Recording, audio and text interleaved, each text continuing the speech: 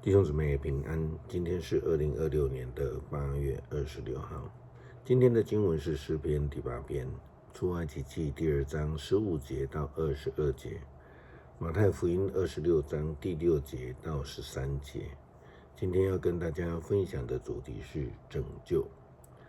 受到台风的影响，全台湾最近几天都在炸雨当中，南部地区更是受到大雨的影响，出现了多处严重淹水的状况。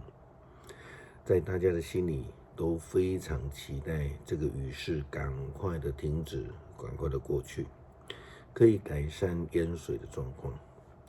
这样的期待就如同是在面对困境的当中，迫切期待的上帝的拯救来临到，能够救人脱离困境。摩西在当埃及王子的期间，因为自我认同而杀了埃及兵丁，被发现了，然后就逃难。表面上我们看到摩西他是逃难到了米甸的旷野，但是事实上，米甸的经历却是上帝拯救的计划。出埃及记第2章15节 B 到22节记载了摩西开始了米甸生活的经历。摩西就逃到米甸去，住在那里。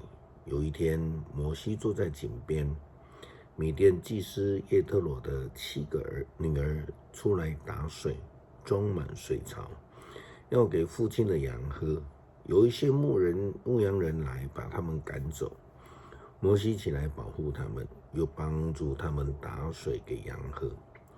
当他们回到父亲那里，父亲问：今天怎么那么早回来了？他们回答：有一个埃及人帮助我们，把欺负我们的牧羊人赶走了，还帮我们打水给羊喝。父亲就问女儿：他在哪里？为什么把他留在外边？去请他来跟我们一起吃饭。后来摩西同意住在那里，耶特罗就把女儿希波拉许配给摩西。希波拉生了一个儿子。摩西说：我是寄居异乡的陌生人，就给这个孩子取名革顺吧。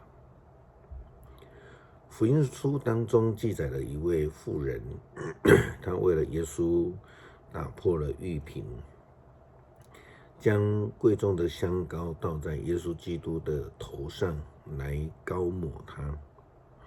这个时候呢，有个门徒就生气了，他就说：这么浪费，这香膏可以卖很多钱来周济穷人。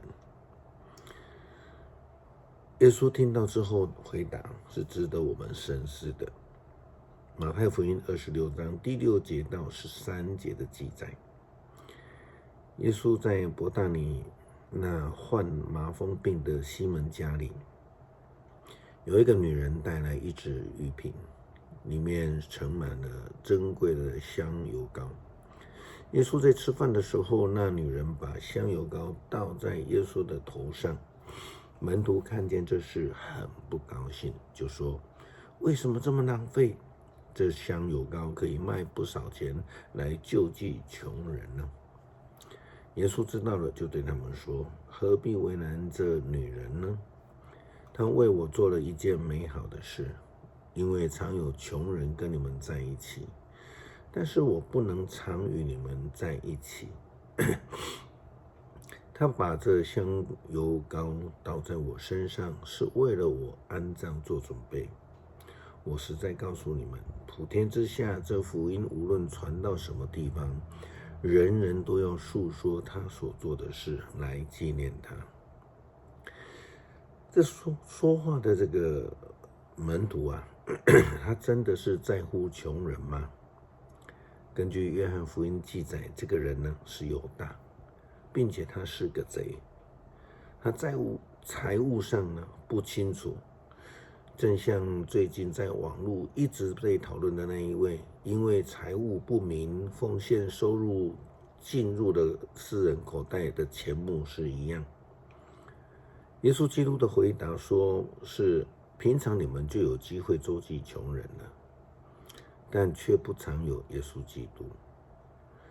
而且这香膏的膏抹是为了耶稣基督的安葬做准备，耶稣基督的死却是上帝拯救的计划。诗篇第8篇，上主我们的主啊，你的伟大彰显全地，颂赞你的声音上达诸天，婴儿和幼童一起唱歌。你建造巩固的堡垒，防备敌人，你阻止仇敌对你的攻击。我仰视你亲手创造的天空，观看你陈设的月亮星辰。啊，人算什么？你竟顾念他；必朽的人算什么？你竟关怀他。然而你造他仅低于你自己，你用光荣尊贵做他的华冠，你让他管理所有的被造物，把一切都放在他的脚下。牛羊、荒野的走兽、空中的飞鸟、江河的鱼类、海洋的生物都归他管辖。上主我们的主啊，你的伟大彰显全地。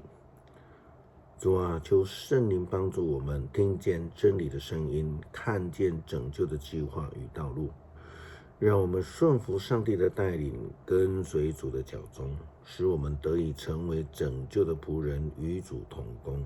祷告奉主耶稣基督圣名求，阿们。